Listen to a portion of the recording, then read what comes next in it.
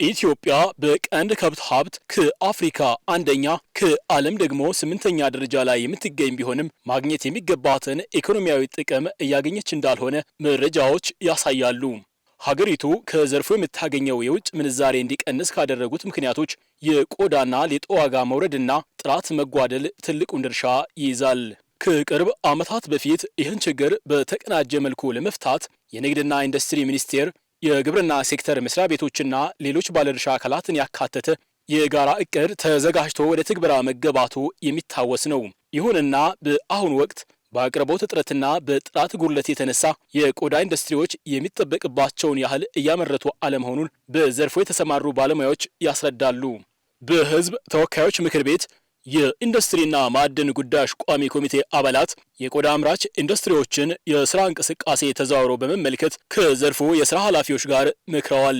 በዚህ ፕሮግራም ቋሚ ኮሚቴው በዘርፉ ባደረገው ክትትልና ቁጥጥር ላይ ያተኮረ አንድ ዝግጅት ይዘንላችሁ ቀርበናል። አብራችሁን ቆዩም።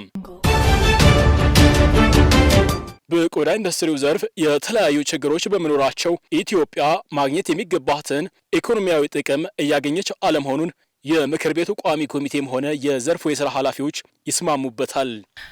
ይሄ ሴክተር በደንብ ትኩረት ተሰጥቶ መሰራት ያለበት ሴክተር ነው። እውነት ለመናገር ከወርቅ ያልተናነሰ ሀብት ያለው ነው። ብዙ የአገሪቱን ምርታማ የሰው ኃይል መሸከም የሚችል እጅግ በጣም ሰፊ የውጭ ምንዛሬ ለአገር ማምጣት የሚችል በአገር ውስጥ ደግሞ ለተለያዩ ሴክተሮች ከውጭ የሚገባውን እቃ መተካት የሚችል ስራ መሰራት የሚችል ትልቅ አቅም ያለው ሴክተር ነው።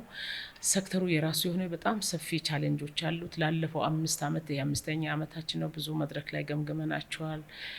ስትራቴጂ ለማዘጋጀት ተሞክሯል። ግን በተፈለገው ልክ ችግሩ እየተፈታ ነው የሚል ግምገማ የለንም። ጥሬ ቆዳ ኤክስፖርቱ አግባብ ባለው መልኩ ሀገር እስከጠቀመ ድረስ ከነሱ ኤክስፖርት ከሚያደርጉት ሀገር ከተጠቃሚ እስከሆነች ድረስ እነሱም ፍቃድ አውጥተው እየሰሩ ስለሆነ መስመር እንዲይዝ የራሳቸውን ትግል እየታገሉ ነው። ግን ከነሱ አቅም በላይ ትላንትም ክብር ሚኒስተር ዴታው ሲናገሩ እንደሰማ ነው ኢሌጋል የሚወጣው በጣም ከፍተኛ ቁጥር ነው በሞያሌ በኩል የሚወጣው እና ሀገር ሀብት ቫልዩ አዲሽን ሲኖረው ነው ኢትዮጵያ ታምርት ተብሎ ኢምፖርት ሰብስቲሽን ላይ ከፍተኛ ስራ እየተሰራ ነው። እዛ ውስጥ ደግሞ አንዱም ተጫዋቾች ዋናው አክታሮች እኛ ነው። ሶ አሁን በማቴሪያል እጥረት አለን የምንለው ሀብት ከአፍሪካ አንደኛ ከዓለም 8ኛ 93 ሚሊዮን የቀንድ ከብት ያላት ሀገር ተቸግረን በሮ ማቴሪያል አሁን ብራዚል ሌላ ሀገር ሄደን ቆዳ ልናመጣ ነው መስራት አልቻልንም እና የሄድነው ከፍተኛ ርቀት ሄደናል። ዋጋ አስተካክለናል። የዋጋ ችግር ነው ከተባለ ዋጋ አስተካክለናል።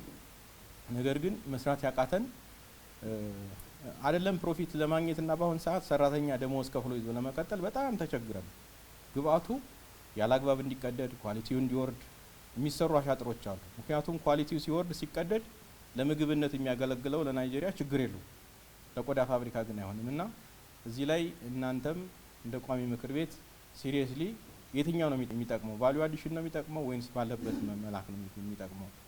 ቆዳ ዋጋ ተዛብቷል። አሁን እናንተ ናችሁ እንጂ ዋጋ ጨመረ ያላችሁት ህብረተሰቡ ውስጥ የቆዳ ዋጋ አሁንም ቢሆን ዝቅተኛ ነው፣ እየተጣለ ነው ያለው። የበሬው እንደው እኔም በሚያውቅ በሚኖርበት አካባቢ ደቡብ ምዕራብ አካባቢ የበሬን ቆዳ ማንም አይፈልገውም፣ ዝም ብሎ የሚጣለው። የበግ ዋጋ ትንሽ አሁን 15 የተወሰነ 30 ብር ምናምን ይሸጣል በየአካባቢ። ስለዚህ ተቃርኖ አለ። እዚህ ካምፓኒው ይፈልጋል የእናንተን ብቻ ሳይሆን ሞጆም ሂደን ስናይ እንደዚህ አይነት ፍላጎት ነው የቀረበው። ስለዚህ የሚቃረን ነገር ስላለ የመንግስት ተቋማት ይሄን ማኔጅ ማድረግ በስትራቴጂ ማኔጅ ማድረግ አልቻሉም የሚል ነው እንደ ተወካዮች እኛ ያነሳን ያለ ነው። ሁለቱንም ነው የምንወቅሰው። የመንግስት ተቋማት ግብርናውም በአግባቡ ጥራት ላይ የሚመለከተው ነገር አልሰራም። እርድ ስርዓቱ ላይም ደግሞ ያለ ችግር አለ። ከመጣ በኋላም ቆዳው ወስቴጁ ይበዛል፣ ኪሳራ ይበዛ ነው የሚል ነገር ከእናንተ የምንሰማውን ጭምር ነው የምናቀርበው እኛ። ስለዚህ አሁን ምንድነው መሆን ያለበት የሚለው ጉዳይ ላይ ነው መነጋገር ያለብን ብዬ ነው የማስበው። ለዛ ነው የቆዳ ግብይት ስርዓት ላይ ስትራቴጂ ያስፈልጋል ተብሎ ኢንዱስትሪ ሚኒስቴርን ብዙ በተደጋጋሚ በሰጠነው ኮመንት ስትራቴጂ አዘጋጅቷል። አሁን የቅንጅት ችግር ነው። ቅድም ኢንስቲትዩቱም ሲያቀርብ የነበረው ተቋማት እየተቀናጁ አይደለም። የግብርናም ድርሻውን መጫወት አለበት፣ ንግድም ድርሻውን መጫወት አለበት።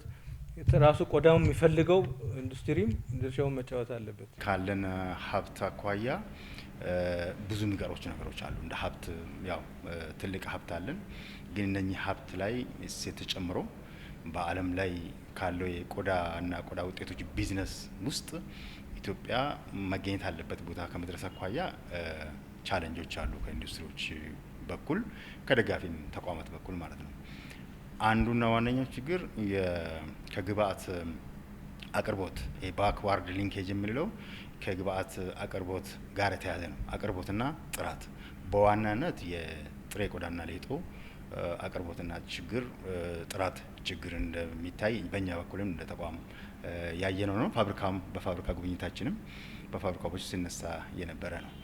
እነኚህን ችግሮች እንግዲህ ችግሩ መረዳት አንዱ ነው። እነኚህን ለመፍታት ከአቅርቦት ጋር የጥሬ ቆዳና ሌጦ በአጠቃላይ ከእያንዳንዱ የህብረተሰብ ደጅ በአብዛኛው እርድ የሚከናወነው የሰው ደጅ ጋር ከመሆኑ ጋር ተያይዞ ከዛ ተሰብስቦ ወደ ኢንዱስትሪው ከማድረስ አኳያ ክፍተት አለበት። አንድም ከአዌርነስ ጥንቃቄ ከማድረግ አኳያ በቀላሉ የሚበላሽ በጥቂት ሰዓታት ውስጥ በ4 ሰዓታት ውስጥ በጨው ታጅሎ በአግባቡ ካልተያዘ የሚበሰብስና የሚበላሽ ነው። አንደኛ እዛ አካባቢ ከአራጁ ጋር ተያይዞ ከክህሎት ከእውቀት ጋር የተያዘ ክፍተት ስለሚስተዋል ሰው በባህሪው ትኩረት የሚያደርገው ለስጋው ነው እንጂ ለቆዳው አይደለም። ከዛ ጋር ተያይዞ ክፍተት አለ። ሁለተኛ አብዛኛው ሰብሳቢዎች ከታች ከህብረተሰቡ እስከ ኢንዱስትሪ ሚስሊንግ ያደረገ በተለይ ሰብሳቢዎች ከጊዜ ወደ ጊዜ ከዘርፉ እየወጡ ስለሆነ ከታች ከህብረተሰቡ ሰብስቦ ከማምጣት አኳያ ክፍተት አለ።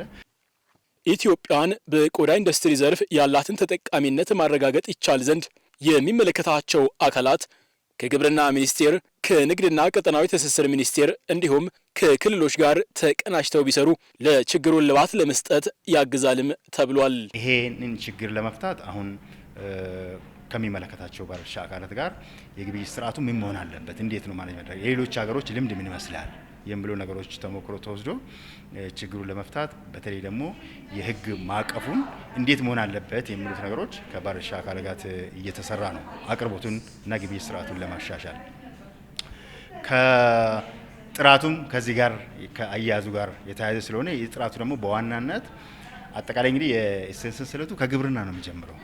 ከግብርና ስለሚጀምር ከእንስሳት ሀብት ልማት ጋር የሚያያዝ ነው። የእንስሳት ሀብት ልማታችን ገና ከመሆኑ ጋር ተያይዞ የቆዳው ጥራት ላይ ራስ ሆነ ያስተዋጽኦ አለው። ከዛም አኳያ ከሚመለከታቸው ባለድርሻ አካላት ጋር እየተሰራ ነው። ይሄ መዋቅራዊ ችግር ነው፣ በአንድ ጀንበር የሚፈታ አይደለም። ችግሩ ግን እንዳለ ግንዛቤ ተወስዶ እየተሰራበት ነው የሚለው ነው። የንግድ ሚኒስቴር፣ ኢንዱስትሪ ሚኒስቴር ገና በቅንጅት የጋራ መድረክ ላይ እንደ ቋሚ ኮሚቴም እኛም ማየት ያለበት ግን ተቋማቱም እዛ ጋር አስተዋጽኦ ማድረግ አለበት። ለዚህ ዋናው ተጎጂ ኢንዱስትሪዎች ስለሆኑ ኢንዱስትሪዎችም የራሳቸውን ስትራቴጂ አስቀምጠው መሄድ አለባቸው። ምክንያቱም አሁን መንግስት ተቋም ላይ የቆዳ እየመጣ አይደለም። ቆዳም የሚያጥረው የሚመጣውም እዛ ኢንዱስትሪ ውስጥ ነው። የመንግስት ሚና ስራዎችን ማሳለጥ ነው። እሱን ማንዴቱን ይውሰድ። እናንተም ተጨማሪ የምትወስዱትን ሀሳብ እየወሰዳችሁ በዛ ልክ ኤክስፖርት ምርቱም የኢምፖርት ሳብስቲቱሽን ስራ ተጠናክሮ በጀንበራችሁ ልክ መሄድ ጥሩ ነው። እንደተባለው ኤልኮ ስም ያለ ድርጅት ነው። ትልቅ ኮንትሪቢሽን አለው። ያንን ማንዴት እኛም መጫወት አለብን የሚለው ነገር ነው። የእኛም ኃላፊነት እኛም መውሰድ አለብን። ተቋማት ያለውን ቅንጅት እንዲሳለጥ ካውንስሉም ከዛም አልፎ ደግሞ የኢትዮጵያ ታምርት ኢኒሼቲቭም በዛ ልክም የተሳለጠ ስራ እንዲሰራ የራሳችን ጫና እናሳድራለን። እዚህ ጋር ያለው ችግሮች ከግብርና ሚኒስቴር ጋር ከንግድና ቀጠናዊ ትስስር ሚኒስቴር ጋር ከክልሎች ጋር ከታች ጀምሮ መንግስት ትኩረት ሰጥቶ ከእርድ ጀምሮ አሁን አንዱ ትልቁ ችግር ቆዳ ሲታረድ አንደኛ በበሽታ ይበከላል፣ ሁለተኛ ሲታረድ ተከስክሶ ነው የሚመጣው፣ ተቆራርጦ ነው የሚመጣው፣ ለሚፈልጉት አላማ እየዋለ አይደለም። ስለዚህ የእርድ ስርዓታችን በእውቀት ላይ የተመሰረተ መሆን አለበት። ለዚህ ማከማቻ ስርዓቱ ደግሞ የግብይት ስርዓት፣ የማከማቻ ስርዓት፣ የትራንስፖርቴሽን የጭነት ስርዓት፣ እያንዳንዱ ነገር አገራዊ በሆነ ሁኔታ ተቀናጅቶ ቢሰራ እጅግ በጣም ብዙ ውጤት ማምጣት የሚቻል ነው። እሱ ብቻ ሳይሆን የኢትዮጵያ ቆዳ በባህሪው በግሎባሊ የሌላቸው ልዩ ኢትዮጵያ ማግኘት የምትችልባቸው ዩኒክ የሆኑ አድቫንቴጆች አሉ። ስለዚህ ይህንን ተጠቅመው ቁጭ ብሎ ሁሉም የሚመለከተው አካል ለዚህ ውጤታማነት በጋራ መስራት እዛ ሴክተሩ ላይ ያሉ ተዋናዮችም ደግሞ ድርሻቸውን መወጣት በቅንጅት መስራት ልዩ ፖሊሲ ማዘጋጀትና ተግባራዊ ማድረግ እና የተጠናከረ መሄድ ያስፈልጋል። ያሉትን ችግሮች የዘርፉን ችግሮች ይፈታሉ ተብሎ ነው የምናምንበት። በተለይ እያንዳንዱ ባለድርሻ አካላት የየራሳቸው ሚና ከመወጣት አኳያ በማቀናጀት አኳያ የተጀመሩ ስራዎች አሉ። ያንን በደንብ አጠናክሮ መሄድና ምክንያቱም የግብይት ስርዓቱ አለ፣ የጥራት ጉዳዩ አለ። እዚህ ውስጥ ኢንዱስትሪው እንደ ኢንዱስትሪው ግብአቱ ላይ እሴት ጨምሮ ምርቱን ከመሸጥ አኳያ ግብይቱን ደግሞ ማኔጅ የሚያደርገው አካል አለ፣ ልማቱ ላይ ደግሞ የሚሰራ ተቋም አለ። እነኚህ ከማቀናጀት አኳያ የተጀመሩ ፕላትፎርሞች አሉ በኢንዱስትሪ ሚኒስቴር ደረጃ። እሱን አጠናክሮ ከመቀጠል አኳያ መስራት ይጠበቅብናል። ሌላው የቋሚ ኮሚቴው ያው የተሰጠው አቅጣጫ አንዱ ኢንዱስትሪው ራሱ የሁሉ ነገሮች ኤክስተርናላይዝ ማድረግ ሳይሆን ከአሰባሰብ ስርዓት በጣም ትልቅ ኩባንያ ነው ዛሬ ያው የተጎበኘው። አጠቃላይ በቫሉ ቼኑ ላይ ከጫማ ኢንተግሬትድ የሆነ ፋብሪካ ነው። ቆዳ ፋብሪካም ያለው፣ ጫማ ፋብሪካም ያለው፣ ቆዳ ውጤቶችም ያለው። ስለዚህ ይሄም ኢንቨስት አድርጎ ከእያንዳንዱ ክልል ወርታች ወረድ ብሎ የመሰብሰብ ስርዓቱን ራሱ አክሽን ፕላን አዘጋጅቶ እንዴት መሰብሰብ አለብኝ፣ ጥራቱን እንዴት ማሻሻል አለብኝ የሚለው እንዲሱ ራሱ ከተቋማት ጋር ተቀናጅቶ የራሱን አክሽን ፕላን አዘጋጅቶ ከኛ ተቋም ጋር እና ከሌሎች መንግስታዊ ተቋም ጋርም እንዲሰራ ነው አቅጣጫ የተሰጠው። ኢንዱስትሪውን በዚህ አግባብ ወስዶ የሚሰራበት ይሆናል። በዚህ ውስጥ የቅንጅት ጉዳይ ዋና ጉዳይ ስለሆነ የቋሚ ኮሚቴው ይሄን ከመደገፍ አኳያ ትልቅ አስተዋጽኦ ይኖራል የሚል እምነት አለኝ። በቆዳና ኢንዱስትሪው ዘርፍ እያጋጠመ ያለው ችግር መሰረታዊና ውስብስብ በመሆኑ በሁሉም ባለድርሻ አካላት ቅንጅታዊ አሰራር ችግሩ ቢፈታ ኢትዮጵያ በዘርፉ የምታገኘውን ኢኮኖሚያዊና ማህበራዊ ጠቀሜታ ማስጠበቅ ይቻላል።